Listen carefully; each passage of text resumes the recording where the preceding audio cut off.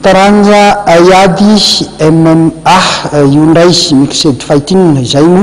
no agnaran'ity hetsika ity izay karakarainy parfait Rakotonirina izay mpitarika izany fikambanana izany combat libre zay ngamba no mahadika azy tsotsotra raha zay no azo anazavana azy misy ny faninanana zay ny karakarainy zareo omaly azabotsy hoentiny namana zakino amintsika ndraiky mikasika izay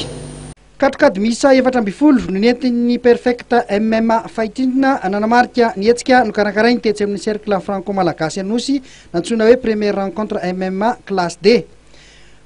amin'ny fanomboana ny fampiarana ny MMA eto amintsika moa dia ireo mbola mpianatra raha na débutant avokoa no mifandona tamin'izany tsara mariana fa ny mixed martial art dia fanafangarona ny karazana ayady misy ao anaty katrikady iray manomboka amin'ny totoondry sy ny daka ary mazana no miafara amin'ny tolona centre ihany moa izao hetsika karakarain'ny perfect MMA fighting izao fa mbola omary ny fandraisana asa atao atsoatsy raha nambara ny parfait Rakotonirina tiandiany voalohany ity ny tanjona zany dia sensibilisation fampahafantarana rehetrarehetra fa manomboka misy ny perfect MMA fighting na ho an'ny daolobe na ho an'ny ministera mpikarakara ny fanatanjahantena eto Madagasikara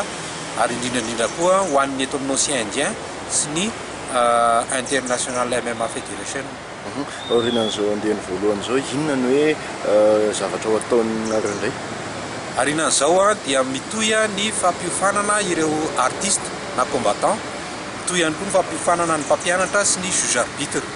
Aorinan'izay fampiofanana izay indray dia isy ny rencontre fandroany mois de juin. Aiza hoe zany mety eritreritra nao hoe fifaninanana iraisam-pirenena? Tafiditra anatin'ny programanay amin'ity taona ity fa mbola eo andala mpikarakarana izahay amin'izao fotoana ny hoentimanana moa mbola kely dia kely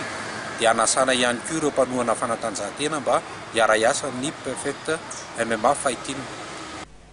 Hiezaka isokatra amin'ireo firenena hafa amin'ny alalan'ny faninanana iraisam-pirenena ny mpakafy MMA eto Madagasikara atsoatsy fomba fiasa izay inona fa ampiakatra ny avy teknika ny mpiatroka malagasy.